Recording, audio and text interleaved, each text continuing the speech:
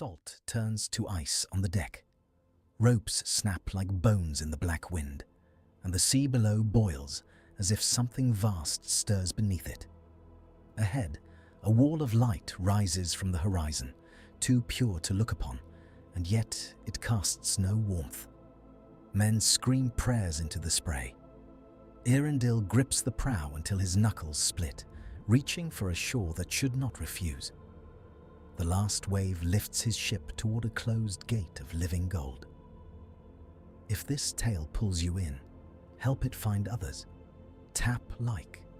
Subscribe for more Middle-earth what-ifs and tell the story to the algorithm. And in the comments, where are you watching from tonight, and what moment in Tolkien would you dare to change? The light did not welcome. It judged. Vingilot climbed the final swell and slid into a stillness that felt unnatural, as if the sea itself had been commanded to hold its breath. The air tasted thin, clean, without the familiar tang of weed and brine, and that purity made Eärendil feel suddenly filthy, as if the long grief of Middle-earth clung to his skin like smoke. He had imagined trumpets. He had imagined an eagle, or a sign, or even silence that meant permission. Instead, there was motion along the shining strand. Tall shapes in pale armor, helms like folded wings, spears that caught the light and returned it without glare. They did not run. They did not hurry. They simply arrived, as certain as law. At their head walked one whose face was severe in its beauty, like a statue carved from moonstone. His eyes were not unkind. That was worse.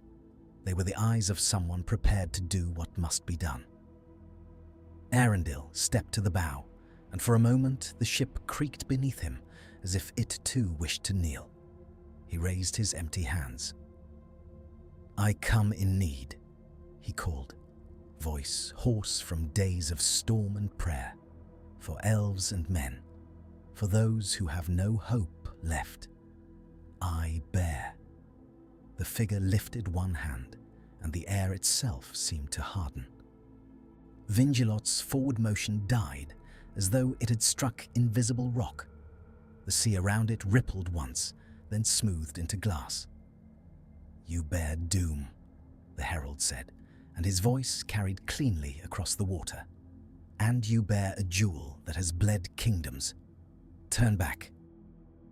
Eärendil felt as if the words had struck him physically.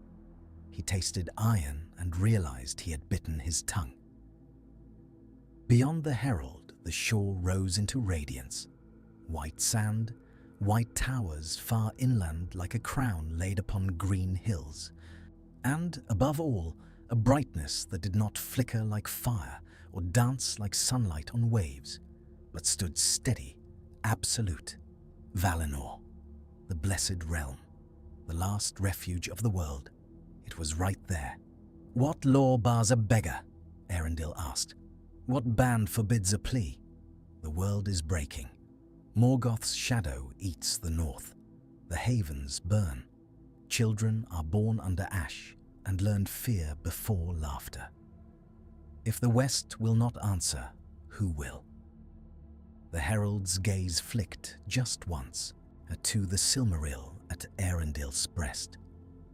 It shone even through his salt-stiff cloak, a living star against grime and despair, and that star seemed to make the air tense, as if the light itself was a weapon drawn. "Many have cried to the West," the herald said, "some in penitence, some in pride, some with daggers behind their backs. The band stands.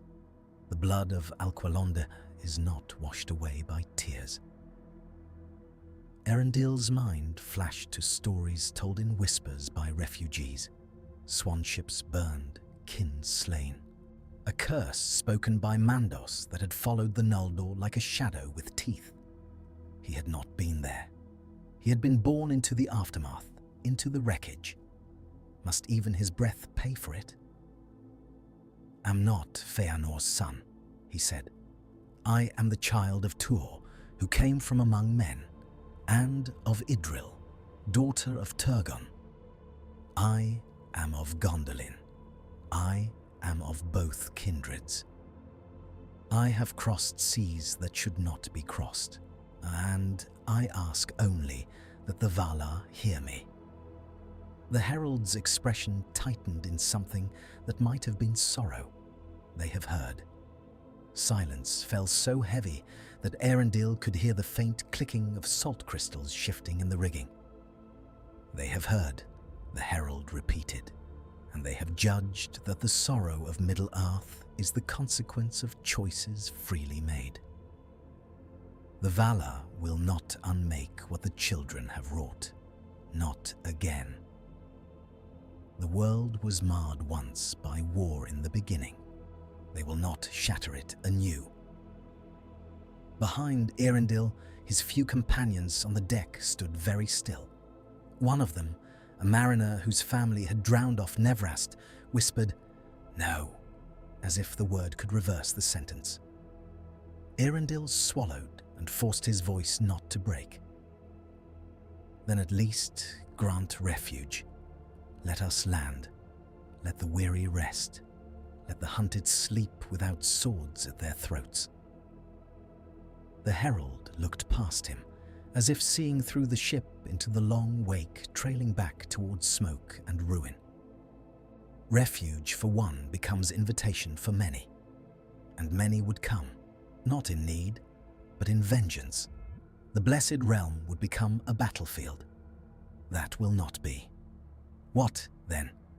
Eärendil asked, and his hand went unconsciously to the Silmaril, feeling its heat through cloth. "Am I to return and tell them the West has locked its doors?" "You will return," the herald said, "and you will not speak of what you have seen. For if hope is kindled falsely, it burns hotter when it dies." A sound like distant thunder rolled across the still sea. For a heartbeat, Eärendil thought it was the Valar themselves answering at last, their wrath awakened by the cruelty of refusal. But the thunder came again, lower, closer, and it was the sea's own voice, forced into obedience and resenting it. Eärendil's knees threatened to buckle. He caught himself on the prow, the wood slick beneath his palm. The herald's gaze softened, just enough to make the next words cut deeper. "The ban is not meant to punish you. It is meant to protect what cannot be risked. You are not the first to touch this boundary. You will not be the last." Eärendil's eyes burned. He had imagined this moment for years, the end of storms, the end of running, the end of graves dug in haste. He had imagined returning with an answer that could change everything. Instead, he stood at a gate that did not open, and the light beyond it felt suddenly like a blade turned sideways. He bowed his head once, slowly, as if any sudden movement might shatter him. "Then I will go," he said. "But know this, if the world ends, the West will hear the silence it chose." The herald lifted his hand again. The invisible barrier loosened, not in welcome, but in dismissal. The sea around Vingilot stirred, as if exhaling after being held too long. Eärendil did not turn the ship himself. The current did it, firm and irresistible, swinging the prow away from the shining shore. Vingilot began to slide backward, not as a ship sails, but as a thing pushed aside. As the distance grew, Eärendil looked back one last time. The towers of Valinor stood flawless, untouched by smoke, untouched by screams. For an instant, he hated their beauty.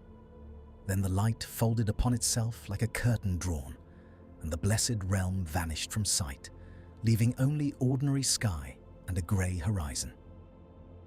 The world rushed back in. Wind, salt, hunger, and fear. And far to the east, though no eye on that ship could yet see it, the smoke over Beleriand thickened into a bruise across the heavens.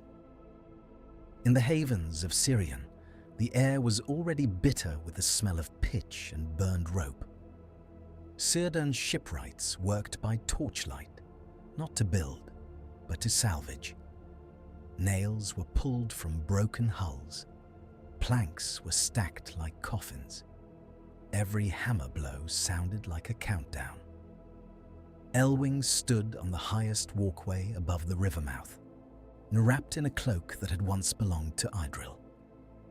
The sea wind tugged at her hair, and in the dark, her eyes reflected the Silmaril's absent light, as if remembering it. The people below tried not to stare at her, as if she were both queen and omen, and perhaps she was. A child ran past with a bundle of cloth, tripped and spilled small treasures across the boards. A wooden horse, a cracked cup, a strip of ribbon. The child scooped them up and kept running. Behind him, his mother did not scold. No, she only watched the western horizon with the strained patience of someone listening for footfalls that might never come. Elwing had sent Eärendil away with a kiss that tasted like salt and grief. She had watched Valinor shrink into the haze until it became a point, and then nothing. She had told herself that the West could not refuse a plea carried by such hands, by such lineage, by such need. Now she felt the first hairline fractures in that belief. At the river mouth, a sentry called down, voice raw. Sails, not the white wings of salvation, black triangles, many, moving fast. The sons of Valinor had come at last. For years they had hunted, driven by an oath that had outlived its maker. Their names were curses spoken under breath. Maedhros the Tall, burned, and grim Maglor the Singer, whose songs had turned to laments, and the others already dead, already swallowed by the doom that followed their steps. Only two remained. And even that felt like too many. They came not like an army with banners, but like wolves that had learned to use ships. Their vessels cut the water with practiced malice. Their oars rose and fell in unison, and the sound carried across the river mouth like the beating of a great heart. Círdan's people had fought before. They had fled before. They had learned to do both at once. Elwing descended the steps, each footfall heavy. In the hall where refugees slept shoulder to shoulder, the air was thick with sweat and damp wool. Babies fussed. An old man coughed until he gagged. Someone whispered a prayer to Varda, the star-kindler, as if stars could still be trusted.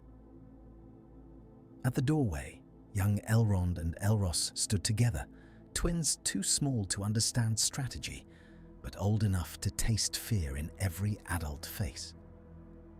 Elrond's fingers clutched a carved stone, a keepsake from a ruined gondolin, as if it could anchor him. Elwing knelt before them. Her voice was steady, but her hands trembled when she touched their cheeks. "Stay close," she told them.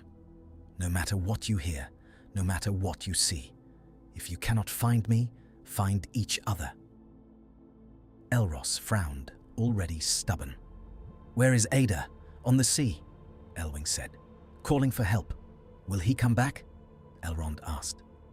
And there was the first of those questions that would echo down centuries.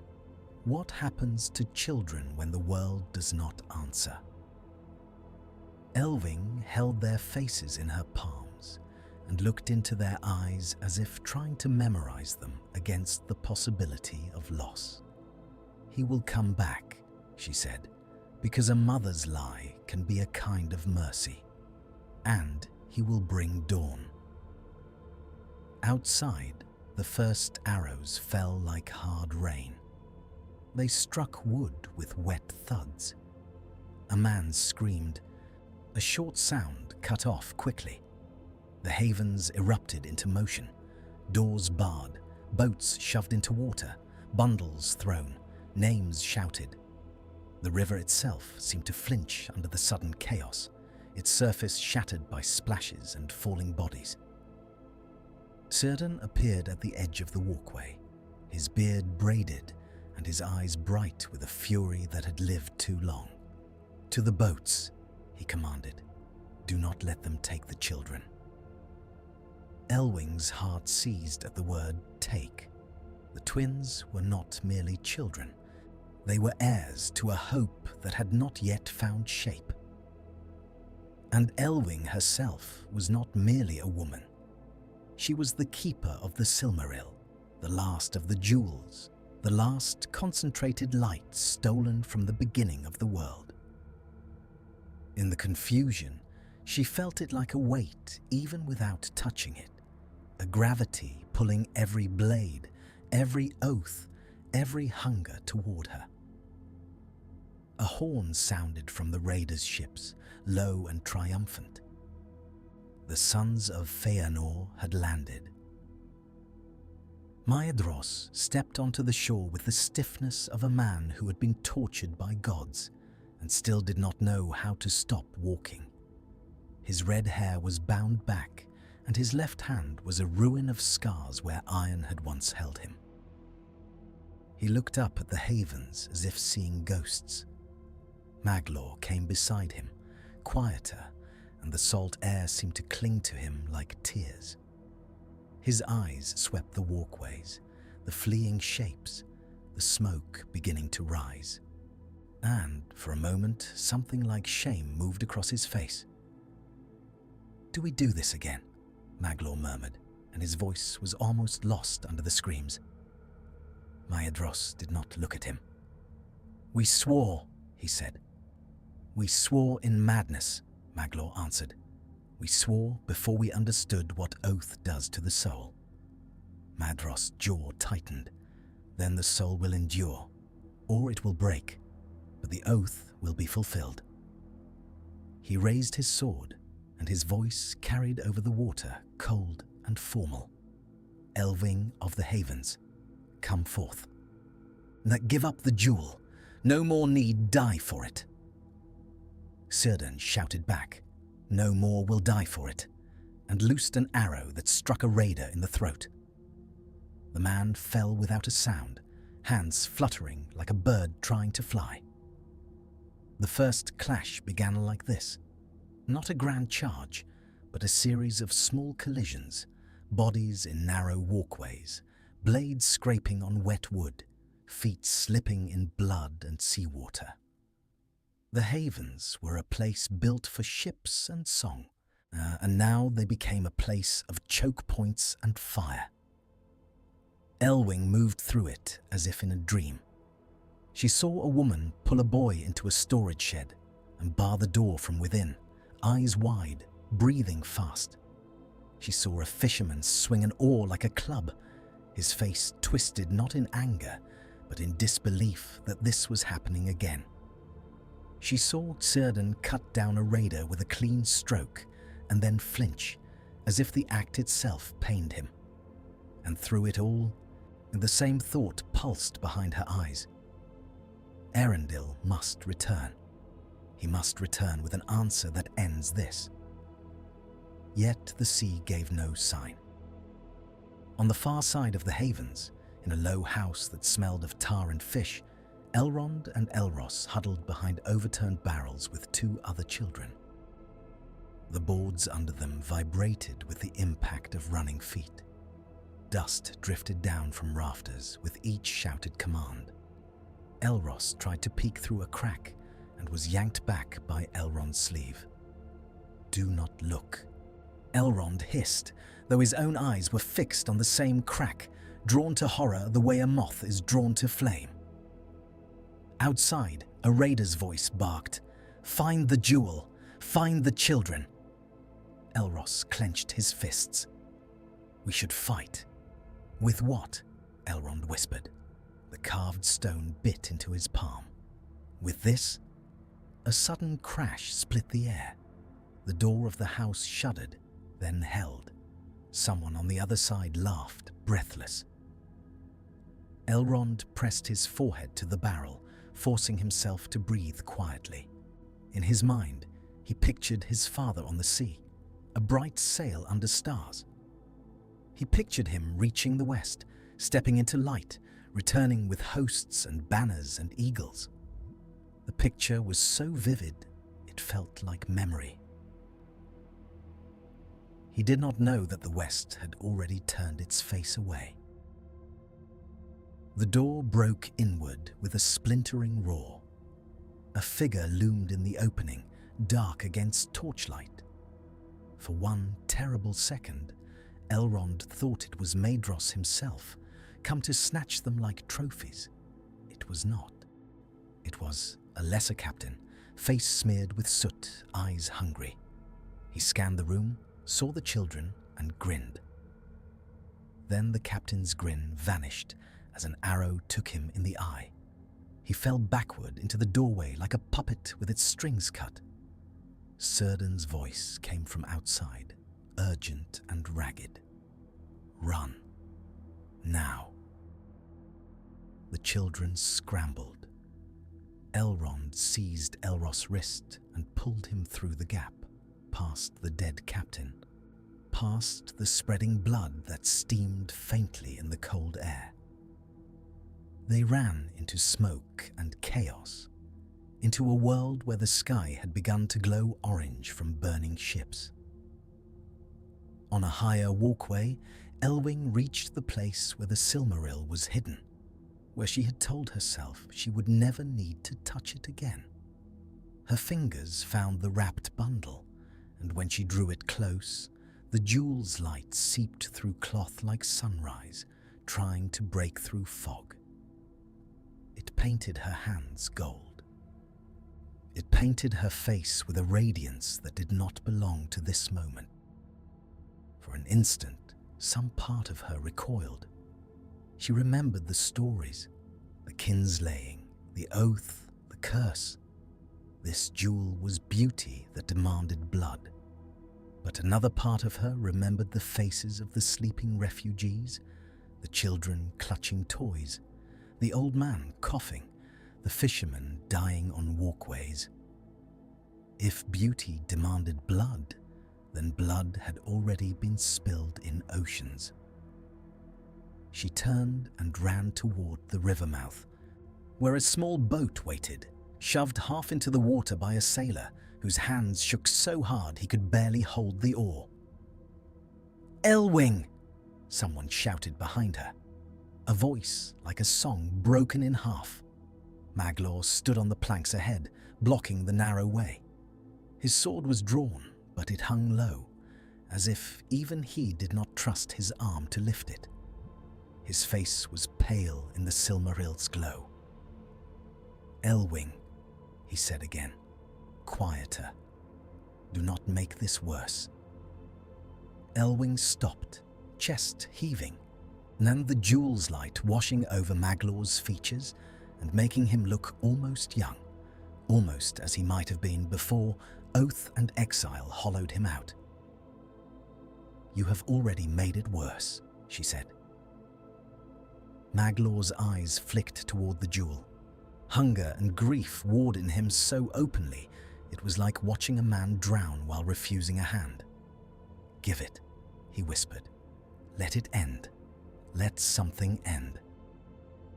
Elwing's laugh came out harsh, a sound scraped raw by fear. "End? You think it ends with you holding it? It will burn you. It will burn your brother.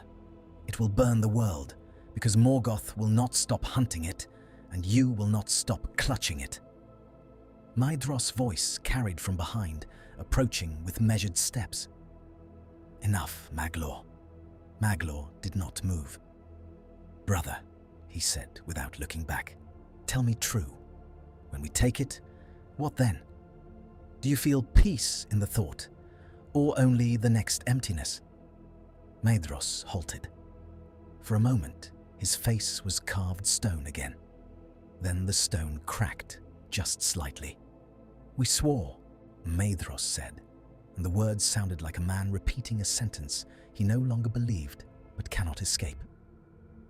Elwing stepped closer, and for a heartbeat, Maglor's sword rose instinctively, then lowered again, ashamed. "Let us go," Elwing said, and her voice became softer, dangerous in its calm. "If there is any part of you left that remembers music, do not add this to your song." Maglor's throat worked. He swallowed. His eyes shone with tears that did not fall. Then, slowly, he stepped aside. Maedhros' gaze snapped to him. "Maglor!" Maglor did not meet his eyes. "I cannot," he said, and it was not weakness. It was exhaustion deep enough to resemble death. Maedhros' face twisted, anger flaring like a torch in wind. "You will," he snarled, and his sword lifted. What happened next was so fast that later survivors would argue over it, each insisting they saw the truth. Maedhros lunged, not at Elwing, but at Maglor. The blade flashed in the Silmaril's light. Maglor's sword came up too late. Steel rang. Sparks scattered like tiny stars thrown into smoke. Elwing stared, frozen, as brother fought brother on the narrow plank walkway above black water. Maglor's face was not that of a warrior in fury. It was the face of a man begging without words. He parried once, twice, backward step after backward step, until his heel struck the edge. "Maedhros," he gasped, voice breaking. "Stop!" Maedhros' eyes were wild. "You betray the oath." Maglor's foot slipped on wet wood. He teetered, arms flailing for balance. Maedhros' sword thrust again. It did not pierce Maglor's heart. It cut the rope railing behind him, snapping the last support, and Maglor fell backward into the river mouth with a splash that swallowed his cry. For one stunned moment, Maedhros stood staring at the water as if he had not intended it, as if he expected Maglor to rise laughing, shaking his hair like a seabird. Then Maedhros turned, and his gaze landed on Elwing with such raw need that it seemed to peel away skin. "Give it," he said, voice low, "or I will take it." Elwing backed toward the boat. The sailor behind her whimpered. Maedhros stepped forward. His boots thudded on the boards, steady as judgment. Elwing's mind flashed with a single image. Her sons, small and terrified, running through smoke. If Maedhros took the Silmaril, he would take more than that. He would take their future, bind it to oath and war. She clutched the jewel and felt its heat flare, not burning, but alive. It was light from before the sun. It was too much for a mortal hand, too much for an elven heart. "What would you do?" she asked, voice shaking, "if the jewel chose not to be taken?" Maedhros' eyes narrowed. "It is a thing. It does not choose." Elwing looked past him at the black water below, churning with boats and bodies. She thought of the sea carrying Eärendil away from Valinor, carrying him back empty-handed into doom. She thought of Ulmo, the Sea Lord, who had once sent messages in dreams and waves. Would he send one now? Or had even the sea been commanded to silence? Her next breath felt like breaking glass. She stepped onto the edge of the walkway and leaped. The world snapped into rushing wind and cold spray. For an instant, she was weightless, and the Silmaril's light blazed around her like a halo. Then the sea struck, a brutal embrace, knocking breath from her lungs. She sank. The water closed over her head, muffling the screams above into distant echoes. And then, in the black depths, something moved. Not a monster, not a hand dragging her down, Something like a current, like a will, caught her and spun her. The Silmaril flared, and in its light she saw pale shapes, sleek and swift. Great birds of the sea, half legend, half living force, the servants of a power older than the wars of elves. A voice, not spoken in words, oppressed into her mind like pressure against ears in deep water. Not yet. Elwing's body convulsed, lungs burning. She reached upward instinctively. The current surged, and she shot toward the surface. She broke into air with a gasp so violent it felt like tearing. She coughed, choking on salt. Around her, the river mouth was chaos. Boats capsizing, men clawing at wreckage, firelight reflecting on waves. A shape rose beside her. A swan, impossibly large, feathers slick with sea, eyes bright with ancient intelligence. Its beak nudged her shoulder, firm, directing her. Elwing grabbed its feathers, fingers numbed by cold. The swan's wings beat once, twice, and they moved, cutting through the water away from the burning havens. On the walkway above, Maedhros roared in rage and lunged toward the edge too late. His hand reached out as if he could snatch the Silmaril from the air itself. He could not. The sea swallowed Elwing's light, and for a heartbeat, Maedhros stood in darkness. His triumph gone, his brother gone, the jewel gone, leaving only the taste of blood and the sound of burning ships. In that moment, the oath did not loosen. It tightened. It became a noose. Far out at sea, Vingilot fought a different storm, not one of wind and wave, but of despair. The sky had grown heavy, as if the sun itself struggled to rise. Eärendil stood at the helm, eyes fixed eastward, and every mile felt like a betrayal. He had seen the west.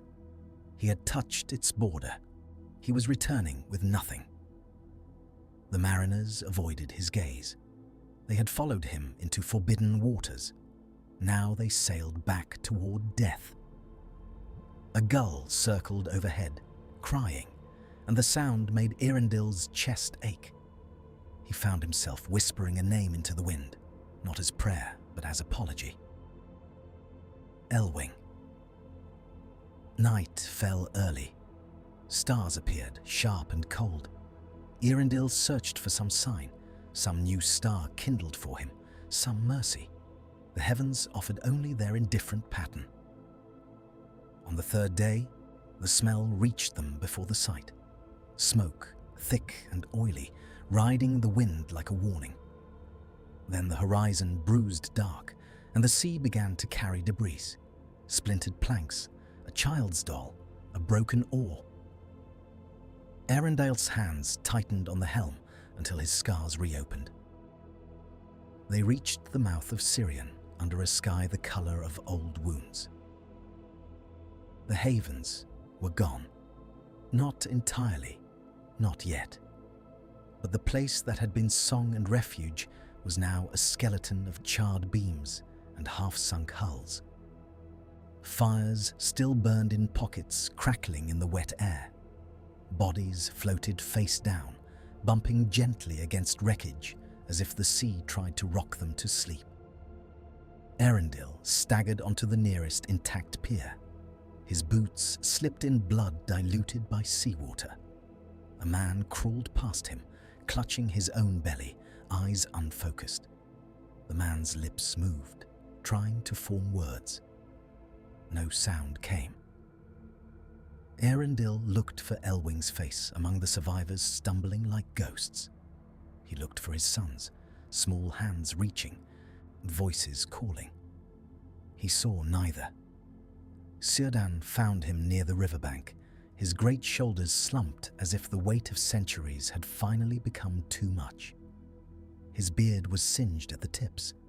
One side of his face was streaked with soot and tears. He did not bow. He did not greet. He simply stared at Eärendil with the hollow intensity of a man whose last plan has failed. "You went," Círdan said, and the words were neither accusation nor praise. They were a statement of fact, as if speaking it might make it matter. "I went," Eärendil answered, voice barely more than breath, "and I was refused." Círdan's eyes closed for a long moment. When he opened them, something in them had aged. "Then it is done." "Where is Elwing?" Eärendil demanded, the question ripping out of him. "Where are my children?" Círdan looked away toward the black water. Elwing leapt into the sea with the jewel. Eärendil's world narrowed to the sound of his own heartbeat. "She is dead. We did not find her body," Círdan said. "Sometimes the sea keeps what it takes." "And the twins?" Círdan's jaw worked, pain visible in the muscle. "Taken." The word hit Eärendil harder than the refusal at Valinor. Taken. Not slain, not lost in battle, but taken. A future stolen whole. Eärendil stumbled back as if struck. His gaze swept the ruins again, seeing now what he had not wanted to see. Small footprints in soot, the torn scrap of a child's cloak snagged on a nail, a broken carved stone lying in mud. In his mind, the herald's voice echoed, "Do not kindle hope falsely." Eärendil's hands rose to his head, fingers threading into hair, gripping as if he could hold his thoughts in place. A sound came from his throat, half sob, half snarl. Círdan watched him with grim pity. "What did the West say?" he asked, though perhaps he already knew. Did they promise a host? Did they speak of pardon? Eärendil lowered his hands. His eyes were bright, but no tears fell. Something in him had gone too cold for that. "They said the ban stands," he whispered. "They said they would not shatter the world anew." Círdan let out a laugh that was almost a cough. "The world is already shattering." Eärendil stared out at the water, at the debris drifting like the remains of a dream. "Then we will shatter alone," he said. That night, the survivors of Sirion gathered on a strip of shore not yet burned. They had no hall, no hearth, only driftwood fires that hissed in the damp wind. The smell of smoke mixed with the smell of rotting seaweed and blood. An old woman held a baby that did not cry. A young man stared at his hands as if surprised to still have them. A girl with a burn on her cheek kept rocking back and forth, whispering a song with no melody. Eärendil sat apart, staring at the dark sea. He did not speak of Valinor's beauty. He did not speak of the herald's face. He spoke only one sentence, and it spread through the gathered people like frost. The West will not come. At first there was silence, then a low moan, not from one person, but from many, like the sound a forest might make if it could grieve aloud. Some shouted denial, some cursed the Valar by name, names they barely knew. Some simply lay down on the sand and turned their faces away from the stars. Eärendil looked up at those stars and felt them as enemies. Varda had kindled them to give hope, or so the tales said. But what were stars to a world drowning in ash? He did not know that Elwing still lived. He did not know that the Silmaril still burned, hidden now in the depths of Ulmos domain, guarded by swan shapes that were not birds alone, but messengers of a power that still cared in its distant, incomprehensible way. He did not know that his sons, in the hands of Maedhros, would become both prisoners and weapons. And far in the north, in Angband, Morgoth felt the first tremor of triumph. as if the world itself had leaned a fraction more toward him. Morgoth had always understood something the children struggled to accept, that hope is a resource. It can be mined, traded, rationed, and when it runs out, even the strongest hands begin to shake. From his throne beneath iron and smoke, he listened as his captains returned with reports. The havens burned, refugees scattered, the last jewels slipped away into water. He did not rage at the loss. He smiled, because the jewel was not the only prize. The West did not come, Sauron said, standing before his master like a shadow given shape. His voice was smooth, respectful, and the respect was real in the way a knife respects the throat it intends to cut. Morgoth's eyes, vast and dark, narrowed slightly. How do you know? Sauron bowed his head. Because the skies did not change, because no trumpet sounded, because the sea carried no host, all because the hearts of our enemies have begun to rot. Morgoth's fingers curled on the arms of his throne. In his palm, the air itself seemed to bruise. Then the Valar have chosen fear over duty. They have chosen stillness, Sauron said, and there was satisfaction in him, though he kept it hidden. We may now proceed without haste. Morgoth leaned forward. Chains groaned somewhere in the depths. Bring me the sons of Feanor, he commanded, if they still live. Sauron's head lifted, eyes glinting. They live, and they are already useful. Maedhros did not go to Angband willingly. He did not go at all, not in body. He sent instead what he had taken from the ruins of Sirion, the twins. Elrond and Elros were brought into a makeshift camp among dunes and burned timbers, guarded by raiders who looked at them with a mixture of awe and irritation, as if unsure whether to treat them as children or relics. Maedhros entered the tent where they sat, wrists bound with soft rope that still chafed. He did not wear a crown. He wore exhaustion. Elros glared at him, chin raised in defiance, far too big for his small body. Elrond watched silently, eyes sharp, already learning that silence can be armor. Maedhros crouched before them, and for a moment his ruined hand hovered as if he might touch their hair, a gesture that could have been kindness once. He withdrew it. "You are not to be harmed," he said. Elros spat on the ground. "Liar." Maedhros' face twitched. "I have been many things," he answered. "Ah, but I do not lie to children." Elrond's voice came out quiet. "Where is our mother?" Maedhros' eyes flicked away. "Gone. Dead," Elros demanded. Maedhros hesitated. That hesitation was a crack wide enough for dread to pour through. "The sea took her," he said at last. Elrond's fingers tightened on the rope. "And our father."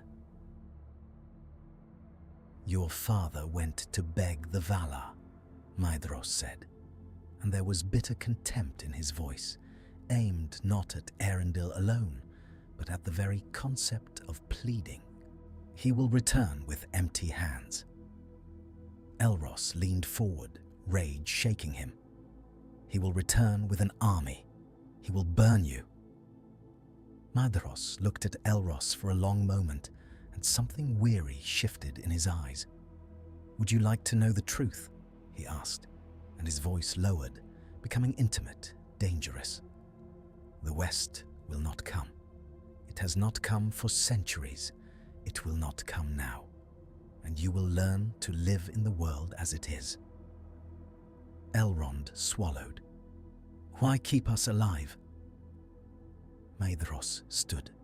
He seemed to grow taller, as if the oath itself lifted him.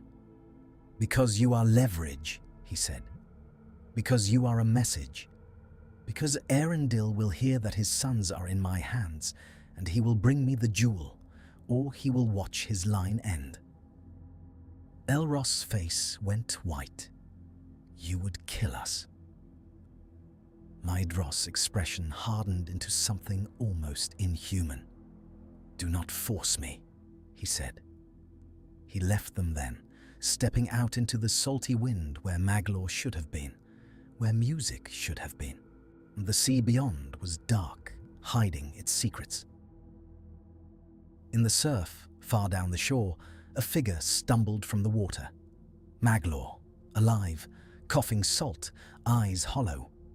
He had crawled up from death and found himself still bound to life, which felt like the cruelest part of the oath. He saw the campfires. He heard the distant cries, and he began to walk toward them, each step heavier than the last. When he reached Maedhros, he did not draw a sword.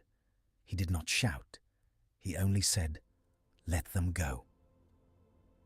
Maedhros turned, face lit by firelight, and for a moment the brothers looked at each other as they had once looked across the halls of Tirion before the world broke. "You should be dead," Maedhros said. "I should," Maglor replied, "but even the sea refused to take me. Perhaps I am refused by everything." Maedhros' eyes narrowed. "Then you are here to finish what you began, to betray me further." "I am here," Maglor said, voice rough, "to stop you from becoming what you hate." Maedhros laughed, short and sharp. "What I hate is irrelevant. The oath is relevant." "The oath is a chain," Maglor said, and his voice shook with a pain that had no outlet. "And you are strangling us with it." Maedhros leaned close, and his breath smelled of smoke. "If you will not help me, then at least do not hinder me." Maglor's gaze shifted toward the tent where the twins were held. "Those are children." Maedhros' face did not soften. "So was I," he said. "Once." Something broke in Maglor then, and it showed not in rage, but in a sudden, terrible calm. "If you harm them," he said quietly, "I will kill you." For a heartbeat, the camp's noise seemed to fade, as if even the wind listened. Maedhros stared, and then, unexpectedly, he smiled without humor. "Then we will at last fulfill the oath together," he murmured, "brother against brother until the end." And somewhere far beneath the sea, Elwing drifted in darkness, held in a current that was not water alone, but will, as the Silmaril burned steady in her grasp, waiting for a moment that had not yet come. The next turning of the world came not with a battle, but with a choice made in a ruined camp under salt wind. Eärendil did not sleep. He wandered the shore of Sirion like a man haunting his own life. Survivors watched him with a mixture of reverence and anger. Some saw in him the last hero. Some saw the man who had gone to the west and returned with emptiness, the embodiment of a hope that had failed. On the fourth night after his return, a small boat approached through fog. Its oar dipped silently. A single figure sat within, cloaked, hood low. Círdan met it with a sword in hand, but when the hood lifted, he froze. Maglor stepped onto the sand, water dripping from his hair, eyes red-rimmed and sunken. He looked like a song that had been dragged through mud. "I come alone," Maglor said. Eärendil appeared beside Círdan, moving like a blade drawn from a sheath. His eyes locked onto Maglor's face with instant, lethal hatred. "You," Eärendil said. He did not need to add anything else. Maglor's gaze did not flinch. "Yes." Círdan's voice was low. "Why are you here?" Maglor swallowed, throat working as if words were thorns. "Because Maedhros has the twins," he said. Eärendil's body went very still. The world seemed to tilt. "Where?" "On the coast, North, Maglor answered. He will send word soon. He believes you will trade the jewel for them. Eärendil's hands clenched. The jewel is gone. Maglor's eyes flickered, a brief flash of something like relief that died quickly. Then he will kill them. Eärendil's breath hitched, and for the first time since Valinor's refusal, tears rose, hot and helpless. He wiped them away with the back of his hand, furious at them. "Why tell me?" he demanded. "Why not let it happen and take what remains?" Maglor's shoulders sagged. "Because I have had enough," he said simply. "And because I heard you were refused." Círdan's gaze sharpened. "How?" Maglor's mouth twisted. "Rumor travels faster than ships. Despair is swift." Eärendil stared at him. "So the world knows," he whispered. "The West will not come." Maglor nodded once, and it looked like a man agreeing to his own execution. "Then Middle-earth will be devoured," he said, "unless someone does what the West would not." Eärendil took a step closer, voice shaking with restrained violence. "You want me to do what? To storm Maedhros' camp? To kill the last sons of Feanor and become another kinslayer in a world already drowning in kinblood?" Maglor looked up, and for a moment the singer's eyes held a glimpse of the person he might have been without oath. "Yes," he said, "if that is what it takes." Círdan exhaled slowly, as if tasting the bitterness of the choice. "And you would help?" he asked Maglor. Maglor's gaze dropped. "I cannot undo what I have done," he whispered, "but I can choose what I do next." Eärendil turned away, as staring out at the sea. The stars above were cold points of light, indifferent witnesses. He thought of the herald's words, "Do not kindle hope falsely." He thought of Elwing's leap, of the Silmaril's light vanishing into black water. He thought of his sons' faces. What is a man to do when gods refuse, when enemies close in, when even hope has become a weapon used against him? He turned back, and his voice came out flat with decision. "Take me to them." The raid on Maedhros' camp was not glorious. It was wet sand underfoot and muffled breathing, blades wrapped in cloth to silence their rings. It was Círdan's shipwrights, now fighters, moving with desperate precision. It was Maglor leading them through a narrow gap between dunes, his knowledge of his brother's defenses used like poison. Eärendil moved at the front, not because he was fearless, but because fear had nothing left to threaten him with. He had already lost too much. They struck just before dawn, when the air is coldest and men dream of warmth. A sentry died with a hand clamped over his mouth, eyes wide in surprise rather than pain. Another turned to shout and met an arrow that took his voice away. The camp erupted into chaos. Fires were kicked over, spilling coals that hissed in damp sand. Shadows ran, clashing, falling. Someone screamed Maglor's name like a curse. Maedhros emerged from his tent with a sword in hand, face lit by firelight, eyes instantly assessing. He saw Maglor and understood. "Traitor!" Maedhros spat. Maglor's voice carried back, raw. "Brother, stop! Let them go!" Maedhros' gaze flicked past Maglor to Eärendil, and the recognition struck like lightning. "Ah," he said softly. "The beggar returns." Eärendil stepped forward, sword drawn. "Where are my sons?" Maedhros smiled, and it was the smile of a man who has decided to become the monster the world expects. "Alive," he said. "For now." A cry came from within the tent behind Maedhros, thin and frightened. Elros' voice, calling. "Ada!" Eärendil's chest clenched so hard it hurt. He took another step, and Maedhros raised his sword. "Do not," Maedhros warned. "You have nothing to trade. You have nothing I need."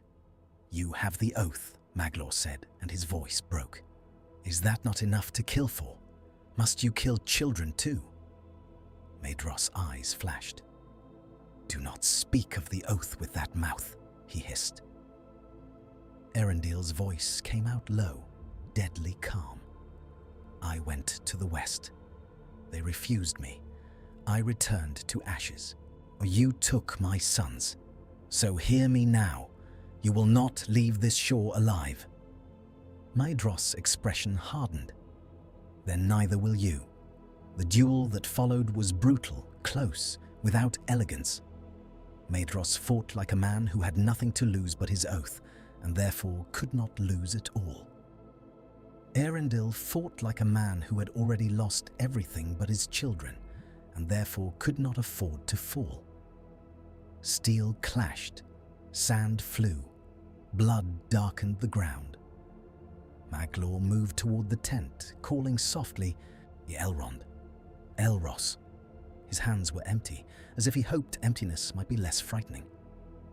Inside, Elrond and Elros sat bound, eyes wide. When they saw Maglor, Elros flinched back, hate and fear mingling. Elrond did not flinch. He only stared, as if trying to read the truth in Maglor's face. "Come," Maglor whispered, cutting their ropes with a small knife. "Quickly." Elros hissed. "You killed our mother." Maglor's face contorted. "No," he said, voice thick. I helped kill the world that killed her." Elrond grabbed Elros' wrist. "Ada," he whispered urgently, hearing the clash outside. "That is Ada." They stumbled out, blinking in the grey pre-dawn. Eärendil saw them, and a sound tore out of him, half joy, half rage. He surged forward with renewed force. Maedhros saw the twins too. Something in his face shifted, not mercy, but calculation collapsing. If the leverage was gone, what remained? Only the oath. He lunged toward Elrond and Elros, my sword raised. Maglor threw himself between them, arms spread, as if his body could become a shield. "Do not," Maglor begged, and in that word was every song he had ever sung, twisted into plea. Maedhros' blade came down. It did not strike the children. It struck Maglor, cutting deep across his chest. The singer's eyes widened, not with pain alone, but with a strange relief, as if death had finally arrived, and he welcomed it like sleep. He fell to his knees, blood soaking into sand. Elros screamed. Elrond froze, horror turning him to stone. Eärendil saw Maglor fall, and for a fraction of a heartbeat understood. This was the betrayal, the revelation, the price. Maglor had not come merely to warn. He had come to die in place of the children Maedhros would have slaughtered. Eärendil's next strike was not a sword stroke. It was a decision. He drove his blade through Maedhros' guard and into his side. Maedhros grunted, staggered, and the two men locked close, faces inches apart, breath mixing with blood and smoke. Maedhros' eyes bored into Eärendil's. "The jewel," he rasped. "Where is it?" Eärendil leaned in, voice like ice. "Gone," he said, "and you will follow it into darkness." He twisted the blade. Maedhros shuddered, then shoved Eärendil away and stumbled backward, hand clamped to his wound. He looked around the collapsing camp, at dead raiders, at fleeing survivors, at the twins standing like ghosts beside a dying Maglor. For an instant, Maedhros' face held something like recognition, not of guilt, but of futility. The oath had eaten his brothers, his people, his honor, and now it would eat him. he laughed, a sound that was almost a sob. "So ends the house of Feanor," he whispered, and then he turned and ran, not away into freedom, but toward the sea. He plunged into the surf as if trying to drown the oath itself. The water took him. It did not cleanse him. It only swallowed. Eärendil fell to his knees beside Maglor. The singer's breathing was shallow, bubbling. Maglor's eyes found the twins one last time. "Run," he whispered, though they were already free. "Live. Do not let oaths be your chains." Elrond's lips trembled. "Why?" he managed, a child asking the question that would shape his entire life. "Why did you do this?" Maglor's mouth twitched as if remembering music. "Because," he whispered, "someone must stop the song from becoming only screaming." His eyes shifted to Eärendil, and his voice grew fainter. "They refused you," he breathed, "so refuse despair." Then Maglor died, and the dawn that rose over the shore painted the sand pale gold, as if mocking the blood that soaked it. For a moment, there was relief. The twins were in Eärendil's arms, shaking, alive. Círdan's people gathered, wounded but standing. The wind off the sea felt cleaner than it had in days, and the sky's first light made it seem possible, just for a heartbeat, that the world could still turn toward good. But the disquiet came quickly, like a shadow sliding back into place. Because even as Eärendil held his sons, he felt the emptiness at his chest where the Silmaril should have been. The jewel was not merely lost treasure. It was a signal, a beacon, a concentrated fragment of holy light that Morgoth had hunted for centuries. Without it, there would be no star in the heavens bearing a mariner's hope. There would be no sign that the West still watched. And the West, in truth, had turned away. In the ruins of Beleriand, Morgoth's forces did not retreat. They advanced. Without the War of Wrath, there was no host out of Valinor to break Angban's gates. There was no cataclysmic battle to shatter the north and drown it beneath waves. The land remained, wounded but unbroken, and Morgoth remained with it, entrenched like rot in bone. Refugees fled eastward in long, ragged lines. They crossed rivers under grey skies. They climbed hills where the wind smelled of distant burning. They passed through forests where the leaves had begun to curl at the edges, as if even trees were learning fear. In what would one day be called Eärendil, long before the Shire had hedgerows and smoke from cosy chimneys, a small band of wandering folk camped under oaks. They were neither elf nor man, as the great tales measure such things, but simple people, short, broad-handed, good at finding mushrooms and avoiding trouble. They listened to the wind and felt in it a bitterness they could not name. An old man in that band, hair white as frost, spat into the fire and muttered, "The world is sick." His granddaughter, cheeks smudged with dirt, asked, "Will it get better?"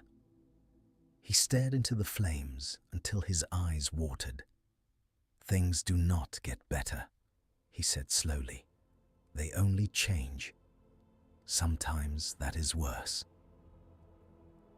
Far south, where Gondor would one day rise in white stone, there were only scattered fishing villages along the coasts and the mouths of wide rivers.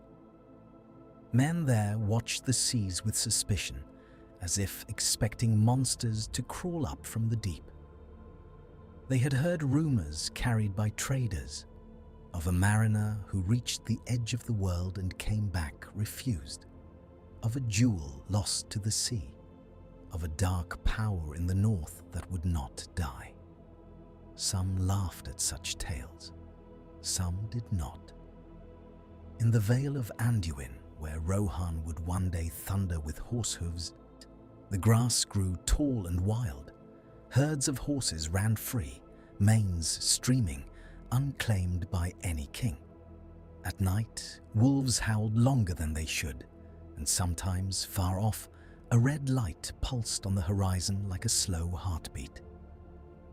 Children born in those lands learned early to listen for footfalls outside the tent, to read the sky's color for signs of ash, to distinguish between the call of an owl and the whistle of an arrow. And in Lindon, on the western coasts that remained, Círdan built ships not for beauty, but for evacuation. He looked westward sometimes, eyes narrowed, as if sheer will could force the straight road to open. It did not. Eärendil stayed among the survivors, not as a king, but as a man who had failed and must live with it. He trained his sons with a tenderness sharpened by terror. He taught them to hold a blade, to read a map, to speak gently even when afraid. He did not tell them of Valinor's shore at first. He did not tell them that the light had refused him. He let them have childhood for as long as childhood could be protected. But secrets rot. They do not stay silent forever. Elrond learned the truth at 12, old enough to understand, young enough to feel it as betrayal. He heard it not from his father, but from a bitter refugee, drunk on stolen wine, laughing beside a fire. The West? The man scoffed. The West shut the door. Our shining Valar sat on their hills while we burned. Eärendil begged, and they sent him back like a whipped dog. Elrond stood in the shadows, unseen, and felt something inside him shift. He had grown up believing that beyond the sea lay guardians, watchers, powers that cared. Now he learned that those powers had chosen stillness. He went to Eärendil that night. The camp was quiet, only the soft breathing of sleepers and the distant wash of waves. Eärendil sat awake, carving a piece of driftwood into a small boat for Elros, hands steady, eyes far away. Elrond stood before him, shoulders squared. "Is it true?" he asked. Eärendil's hand stopped, the knife's tip pressed into the wood without moving. "What did you hear?" Eärendil asked softly. "That you went to Valinor," Elrond said, voice tight, "and they refused you." Eärendil closed his eyes. When he opened them, the pain in them was old, settled. "Yes," he said, "it is true." Elrond swallowed. "Why did you not tell us?" "Because you were children," Eärendil answered. "Because I wanted you to look at the stars and feel wonder, not bitterness." Elrond's voice shook. "Then what are we supposed to feel now?" Eärendil set down the carving and looked up at his son with a gravity that made Elrond feel suddenly small again.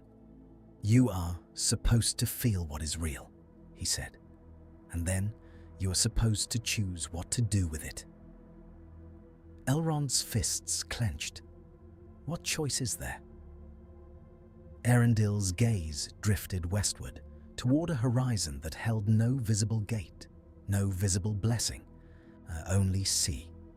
"The same choice there has always been," he said, "to become cruel because the world is cruel, or to become steady because the world is breaking." Elrond's eyes burned. "And if steadiness is not enough?" Eärendil's mouth tightened. "Then we fight longer," he said. "And if fighting is not enough, then we build what we can, where we can, and we leave a path for those who come after." Elrond's throat worked. "Do you still believe the Valar will come?" Eärendil did not answer immediately. The silence was the answer, and it chilled. At last, Eärendil spoke, voice low. "I believe they have chosen not to," he said, "and that means the world belongs to those who act." In the north, Morgoth acted. Centuries passed like a slow bleed. Morgoth did not rush to conquer all at once. He did not need to. He let fear do half the work. He sent whispers into dreams. He sent corrupted beasts into forests. He let winters linger longer and summers come weak and wet. He poisoned rivers upstream and watched villages sicken downstream. Sauron, ever the strategist, took a different path. He did not build only fortresses. He built systems. He appeared among men in fair forms, offering knowledge, how to smelt stronger steel, how to preserve grain, how to heal certain fevers. Hungry leaders accepted. Grateful villages praised him. And slowly, without realizing, they began to shape their lives around his counsel. In the lands that would one day be called Gondor, men built hill forts not against each other, but against things that came in the night. They carved sigils over doorways taught by a stranger with bright eyes. They offered small sacrifices at crossroads, just in case. In the northwestern woods, where hobbits might have someday gardened, the wandering small folk learned to dig deeper holes, to hide their fires under sod, to keep their laughter quiet. They began to tell tales of a star that never came, a mariner who never became a light in the sky. The tales shifted over generations into something half myth, a refused hero, a locked heaven. And among the elves, immortality became a different kind of punishment. They did not die easily. They simply endured, watching one refuge after another fail. Círdan remained on the western shore, building, repairing, sending ships nowhere, because there was nowhere to send them. Some of his people began to resent him, whispering that he clung to a dream that had died. Others stayed, because a dream can be a reason to breathe, even when it cannot be fulfilled. Gil-galad rose as a leader among the remaining Noldor, a king without a kingdom, forced to become a general for a war that had no end. He met with Eärendil once, on a cliff above a grey sea. The wind tore at their cloaks. Below, waves struck rock with relentless patience. "We cannot win by strength," Gil-galad said, voice carrying the weight of command and grief. "We are too few. Our people diminish. Morgoth does not diminish." Eärendil's hair had gone threaded with grey. His eyes had become hard in a way youth could not imagine. "Then we win by time," he said. "We endure." Gil-galad turned, gaze sharp. "Endure until what? Until the world is only a prison?" Eärendil looked west, jaw clenched. "Until something changes," he said. Gil-galad's voice dropped. "The West will not come." Eärendil did not deny it. He did not confirm it. He only said, "Then we will become the West we needed." It was a brave sentence. It did not stop the next calamity. Sauron approached the elves not as a warlord, but as a healer of fading. He came with honeyed words and hands that seemed clean of blood.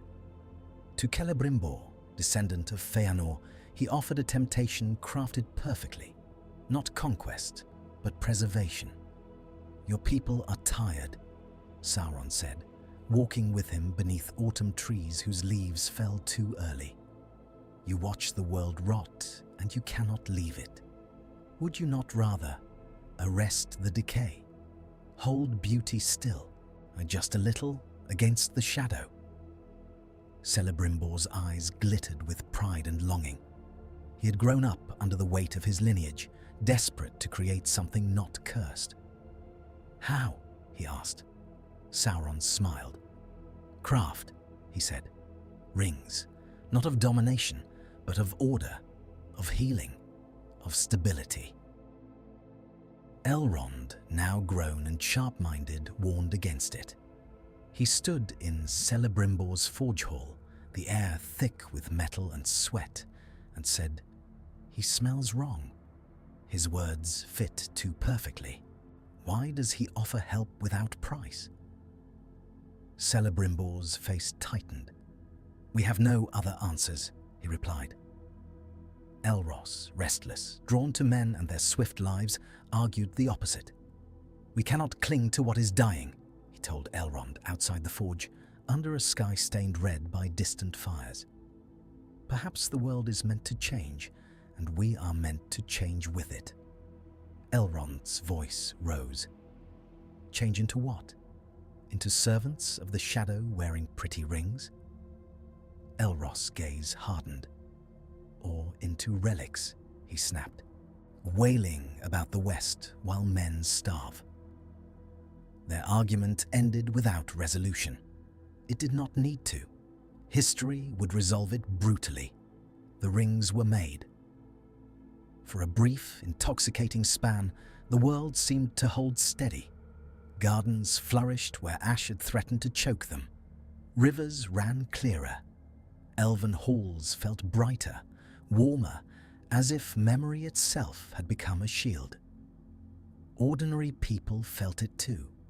In a fishing village near the mouths of the Grey Flood, men woke to a morning that smelled less of rot. The sky seemed bluer. A child laughed without immediately glancing over her shoulder. A mother baked bread and cried because the yeast rose strong, as if some unseen hand had blessed it. Relief spread. Hope, cautious and bruised, began to breathe again. Then Sauron put on his own ring, and the truth snapped through the world like a whip crack. Suddenly, the elven rings were not gifts. They were leashes. Celebrimbor understood first, and the understanding killed him slowly, from the inside out. He staggered into his forge, staring at the rings he had made as if they were snakes coiled on velvet. "What have I done?" he whispered. Sauron's voice came from the doorway, mild as ever. "You have saved what you love," he said, "by placing it within my order." Celebrimbor's face twisted with rage and horror. "You will not have them," he snarled, and he snatched up the 3 greatest rings, those he had forged in secret without Sauron's direct hand. He turned to flee. Sauron moved like darkness sliding. His hand closed on Celebrimbor's shoulder. "No," Sauron said gently, and then his gentleness ended. Celebrimbor died in chains, his body broken, his pride turned to ash. His last act of defiance was to send the 3 away. 1 to Gil-galad, 1 to Círdan, 1 to Galadriel. A small resistance against a vast tide. But in this world, where the West had refused to intervene, and Morgoth's shadow still sat heavy in the north, resistance was thinner than it should have been. Sauron's war on the elves began, and it did not feel like a single siege. It felt like an infection spreading. Refugees fled south along the misty mountains. They passed through what would have been the Shire, a land of gentle hills, now scarred by marching feet and burned camps. They crossed the Brandywine under rain that tasted faintly of ash. They looked at the green and tried to believe it meant something. Some among the small folk watched them pass from hiding places in thickets. A young hobbit-like boy, mud on his face, whispered to his mother, "Are those elves?" His mother, eyes wide, whispered back, "Do not let them see you. Great folk bring great trouble." The boy frowned. Will they stop the darkness? His mother's lips pressed together. She did not answer, because she did not know, because no one knew, because the mariner star that might have promised salvation had never risen. When Sauron's armies reached the coasts, Gil-galad called the last alliance of those willing to fight. Elves and men, scattered clans, bitter kings, wandering warriors who carried heirlooms from drowned cities. They gathered beneath banners that looked faded against the sky. Eärendil did not live to see that alliance formed. He died earlier than he should have, not in a glorious duel, but in an ambush on a rain-soaked road, struck by an arrow tipped with poison that smelled of iron and wet earth. He fell into mud, staring at a grey sky, and with his last breath, he whispered Elwing's name, still not knowing if she lived or died, still not knowing where the Silmaril burned. Elrond held his father as life left him. His hands shook. His face was wet with rain and tears indistinguishable. "You did not fail," Elrond whispered, though he did not know if he believed it. "You tried." Eärendil's eyes, dimming, fixed on his son. "Do not beg the West," he rasped. "Build here." Then he was gone, leaving Elrond with a legacy heavier than any crown, not hope of rescue, but duty without rescue. Gil-galad's alliance marched east and met Sauron on a plain near the Anduin, where later ages might have seen riders of Rohan. In this age, there were no riders. There were only footmen and fear. The battle was long, brutal, and for a moment, it seemed like it might end the shadow. Sauron's forces broke once, under a charge led by men whose banners bore a white tree they had seen in dreams, though no Numenor had ever risen to plant it in stone. They fought for an idea, not a kingdom. Gil-galad faced Sauron at last, and their clash lit the air with a terrible brilliance, ring power against ring power. Elrond watched from the edge of the melee, shouting commands, dragging wounded out of the press, his heart hammering. For one breathless instant, Sauron stumbled. Relief surged through the allied lines like electricity. Men roared. Elves cried out ancient names. And then, from the north, the sky darkened as if a storm had arrived without clouds. A pressure fell on the battlefield, heavy and ancient. The ground itself seemed to shudder. Morgoth had not come in person. He did not need to. He had extended his will, his attention, like a hand reaching across the world. And the mere touch of it turned courage into nausea. Men began to drop their weapons, hands trembling. Elves, who had endured centuries of terror, felt their minds strain as if under a great weight. Elrond tasted blood where he had bitten his tongue. He looked up, searching the sky, and for a wild moment he thought he saw a star moving, a ship of light, a sign at last. It was not a star. It was only a gap in cloud revealing cold night behind day. It was an omen of how thin the world's protections had become. Sauron recovered. He smiled, and in that smile was certainty. Gil-galad died. Not in a blaze that ended the war, but as a fallen king among many fallen, his ring seized, his banner trampled in mud. The alliance broke. Men fled south. Elves scattered west. The battlefield became a graveyard beneath rain that would not wash clean. That was the turning point that felt like an ending. The moment when the last organized resistance cracked. After that, the world did not fall all at once. It sank. Sauron ruled vast stretches openly. Morgoth remained the distant, looming source of dread, the dark power behind the Dark Lord, too entrenched to challenge directly, too immense to ignore. The shadow became not a single fortress to assault, but the air people breathed. In the south, where Gondor should have been a bastion of stone, There were instead pockets of stubborn men living among ruins and marshes, building watchfires on hills and teaching children to run quietly. They did not speak of kings returned. They spoke of surviving winter. In the north, where Arnor might have stretched wide, there were only scattered holds, each suspicious of the next, each easy prey for raiders wearing Sauron's mark. And in the west, along the coasts, Círdan grew older in spirit than any should. He kept one ring hidden, its power diminished by the weight of Morgoth's touch upon the world.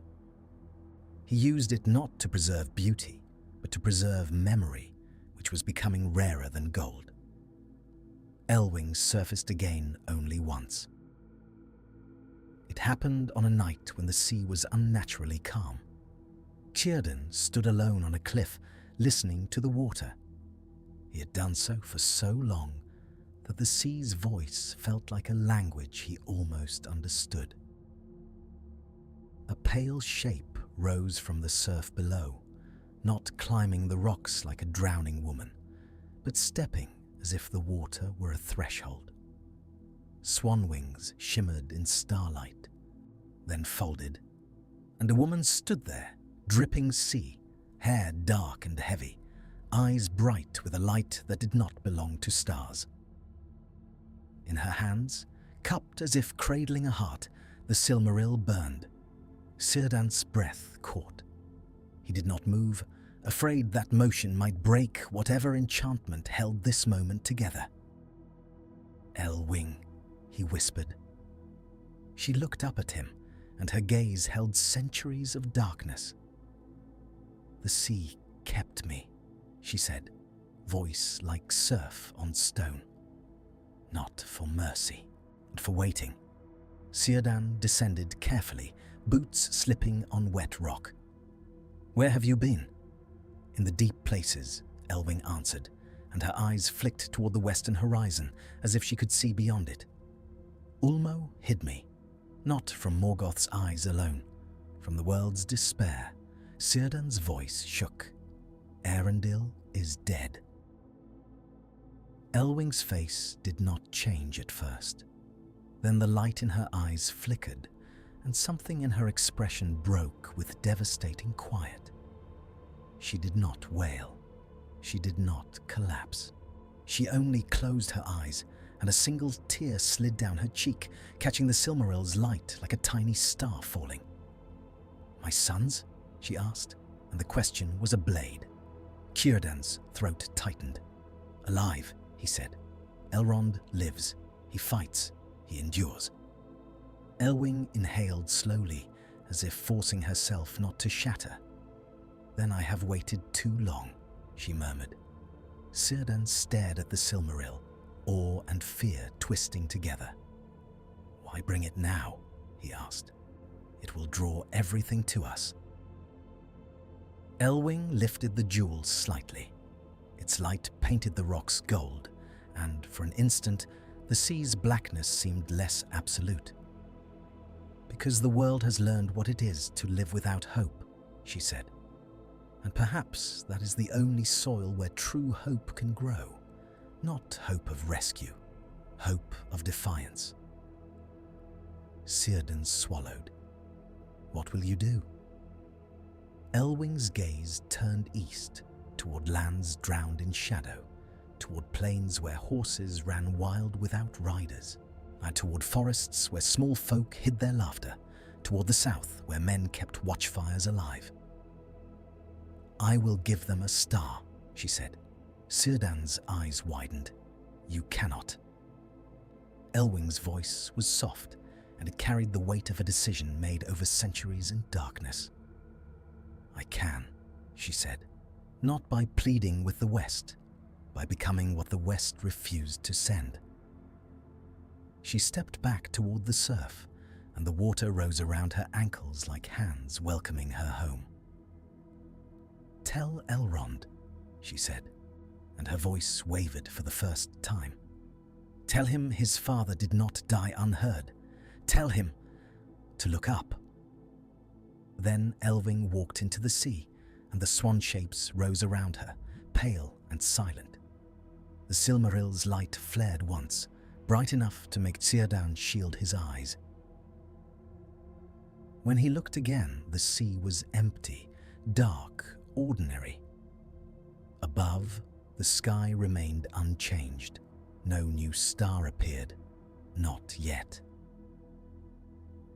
Relief came later, unexpectedly, and from the least expected place, the small folk of the western hills. In a hidden valley north of where the Shire might have been, a community of hobbit-like wanderers had dug themselves into the earth, building round doors from scavenged wood, planting gardens under nets to hide them from flying eyes. They had survived by being overlooked. One winter, a band of orcs found them anyway. The attack began with a stink, the sour reek of unwashed bodies and iron. It began with dogs barking and then going silent. It began with a child waking to the sound of a door splintering, to a mother's hand clamped over his mouth so hard it hurt. The community fought with kitchen knives and axes meant for chopping roots. They were not warriors. They were simply tired of running. An old woman named Hara, who had baked bread for 70 years, drove a skewer through an orc's throat and whispered, "Not here," as if speaking to the darkness itself. They won, barely. Orc bodies lay in snow that had turned pink. Smoke from a burning shed stung eyes. The survivors stood trembling, staring at one another, as if unable to believe they still stood. For a day, there was relief. People laughed shakily. Children hugged parents. Someone found a hidden jar of honey and passed it around with reverence. Then the disquiet returned, because they all understood the truth. The orcs had found them once, and they would find them again. That night, as they buried their dead in frozen ground, the boy whose mouth had been covered whispered to his mother, "Will anyone help us?" His mother stared at the dark sky and said, "No." The boy's voice broke. "Then what do we do?" His mother took his hand, her grip firm. "We help each other," she said. In the far distance, beyond their valley, a faint glow rose at the horizon. Not dawn, but fire. Sauron had noticed their defiance. The final quarter of this story does not end in triumph, because this world has been shaped by refusal. It ends in something quieter, harder to name. Elrond became what his father had told him to become, a builder, not of perfect kingdoms, not of shining cities untouched by war, but of refugees that could endure under pressure. He gathered survivors in hidden places, taught them to move silently, to store food, to pass messages in bird calls and smoke patterns. He became a living memory of what the world could have been, and that made him dangerous. Sauron hunted him, not with open armies alone, but with betrayal. A man named Calion, once rescued by Elrond from an orc raid, came to him one night with bowed head and shaking hands. He had kind eyes and a limp, and Elrond trusted him. "I found a safe pass through the hills," Calion said. "We can move the children before the next patrol." Elrond studied his face. "Why are you afraid?" he asked. Calion swallowed. "Because it is dangerous," he said. Elrond nodded. He did not see the flicker in Calion's eyes that came not from fear, but from guilt. They moved at dawn. Families filed through narrow paths, carrying bundles, muffling babies, cries with cloth. The air smelled of wet stone and pine. Halfway through the pass, arrows fell from above. The first struck a woman in the back. She fell without a sound, her bundle rolling open to reveal a loaf of bread that bounced once in mud. Panic surged. People screamed despite themselves. Children cried. Elrond spun, drawing his sword, eyes scanning cliffs. Orcs appeared like stains, pouring down, blades raised. He turned to Calion and understood instantly. The limp, the kind eyes, the careful words. It was all true, and it was all irrelevant. Sauron had found the soft place. Calion's face crumpled. "I am sorry," he sobbed. "They have my son." Elrond's throat tightened. Rage flared, then died under the weight of tragic understanding. How many times had Sauron used that same lever? How many ordinary people had been forced to trade one life for many? "Elrond," someone shouted. "The children!" Elrond snapped into action. He barked orders, slashed down an orc, dragged a boy behind a boulder. He fought not to win, but to save as many as possible. They escaped, barely, leaving behind bodies that would never be named in songs. Calion died in the pass, not by Elrond's hand, but by an orc blade that did not care about guilt or coercion. Afterward, in a cave that smelled of damp earth, the survivors sat in shaking silence. A girl stared at her hands and whispered, "Why does it not end?" Elrond looked at their faces, ordinary people ground between great powers, and felt the old bitterness toward the west rise again. He forced it down, because bitterness was a luxury that consumed strength. "It ends," he said slowly, "when we become too tired to continue. So we will not become too tired." That night, he stepped outside alone and looked up. The sky was clear, stars sharp. For a heartbeat, he thought he saw a new glimmer near the western edge, faint, trembling. He blinked, and it was gone. Far out at sea, Elwing surfaced again, held aloft by swan shapes under a moonless sky. The Silmaril blazed between her hands. The light caught on water and turned the waves into rippling silver, a road that led nowhere and everywhere. She lifted the jewel toward the heavens, and her voice rose, not as prayer to the Valar, but as a declaration to the world. "Remember," she whispered. The Silmaril's light surged upward, a beam so pure it seemed to pierce the very fabric of night. For a single moment, in lands as far apart as the coasts of Lindon and the marshes of the south, people looked up. A fisherman hauling a net paused, mouth open. A guard on a lonely hill blinked, thinking he had imagined it. A child in a hidden burrow gasped and pointed at the sky. A new star appeared, faint but unmistakable, and trembling into existence as if the heavens themselves hesitated to accept it. Not the mariner Eärendil, not a ship with a shining sail. Something smaller, lonelier, a spark of defiance pinned to the night. Relief swept through scattered hearts, not because it meant rescue, but because it meant someone still fought the darkness with light. Sauron felt it immediately. He stood in a tower of black stone and lifted his head, eyes narrowing. His hand clenched on the railing until stone cracked beneath his fingers. "So," he murmured, "the jewel returns."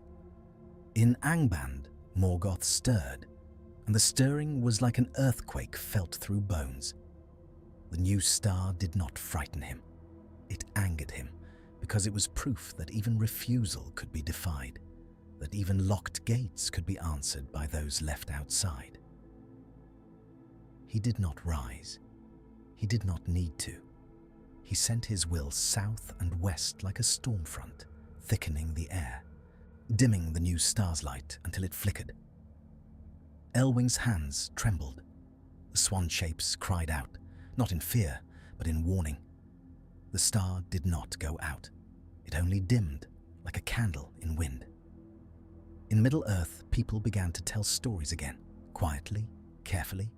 Not grand epics, small tales whispered over fires, of a woman in the sea holding a jewel of light, of a star that appeared despite the world's despair, of the idea that light could be made, not only granted. Elrond used the star as a signal. When he met scattered groups of survivors, he would ask, "Do you see it?" And when they nodded, something in their posture straightened. Not hope of victory, hope of meaning. Years later, in a grove of birches near the foothills of the Misty Mountains, Elrond sat with a boy from the small folk, a child whose hands were stained with berry juice and dirt. The boy had been brought to Elrond by chance, separated from his community by orc raids. He stared at Elrond with wary curiosity. "Are you one of the bright ones?" the boy asked. Elrond smiled faintly. "Some call me that," he said. "Can you make the darkness go away?" the boy asked, voice matter-of-fact, as if asking whether rain could be stopped. Elrond looked up through the branches to the faint star, still there, still fighting to be seen. "No," he said honestly, "but I can teach you how to live without becoming like it." The boy frowned. "Why does the sky not help?" he asked. And in that question was all the old wound, the refusal that had shaped the world. Elrond's gaze held the star.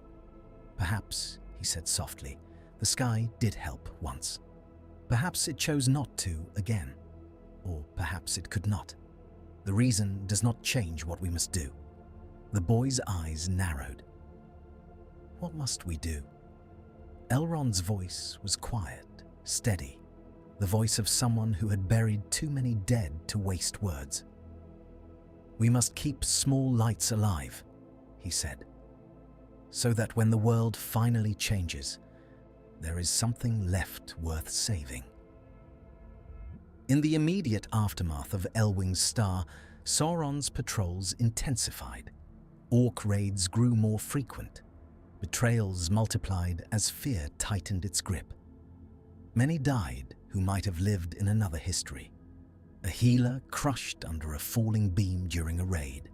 A messenger caught and flayed for information. A child lost in snow because a refugee was forced to move too quickly. And yet, the world was transformed in a subtle way.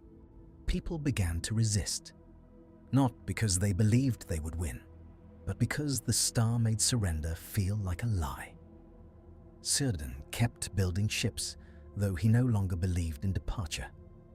He built them as symbols, as stubborn acts of craft in a world that wanted only destruction. Elros went south among men and became something like a king, not of a great realm, but of a coalition of villages and hill forts. He married, had children, and aged quickly because men do.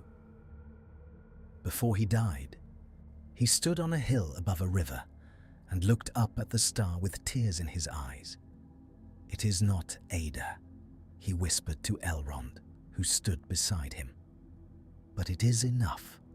Elrond held his brother's hand as it grew cold, feeling again the cruel difference between their fates. When Elros was buried, the earth smelled rich and damp, and the air was full of spring birdsong, indifferent to grief. In the end, that was the bittersweet resolution this world earned. Not deliverance, but continuity. Not a host from the west, but a faint light held against overwhelming shadow by those who had every reason to let it die. In Valinor, the gates remained closed. The blessed realm stayed unmarred, untouched, perfect. And in Middle-earth, the new star flickered each night as Morgoth's distant will pressed against it, dimming it, never quite extinguishing it, like a bruise on the heavens that refused to heal. Centuries later, in a land of gentle hills where the Shire might have grown fat and cheerful, and a traveller walked alone on a ridge. He was wrapped in a patched cloak, and his breath smoked in cold air. Below him, small round doors were hidden among roots, and faint lamplight glowed behind shuttered windows. A child's laughter rose briefly, then cut off as a mother hushed it. The traveller paused and looked west. The sea was far away, unseen, but he could taste salt on the wind, as if the world remembered its own edge. Above, the star burned faint and stubborn, a needle of light stitched into black cloth. The traveller did not know the full tale. He did not know Eärendil's refusal or Elwing's waiting in the deep. He only knew that the darkness still ruled most roads, and that people still baked bread in secret and taught their children to whisper. He watched the star until his eyes watered, and in the wet blur it seemed to tremble, as if it were not only a light, but an eye watching back. Then clouds slid in from the north like smoke, and the star dimmed to a pinprick. In the distance, beyond the hills, a horn sounded once, low and searching, and the traveller understood that night was hunting again. He turned his collar up against the cold and began to walk, while above him the lonely star fought to stay lit. And far beyond the world circles, the closed gates of Valinor reflected its faint glow without opening.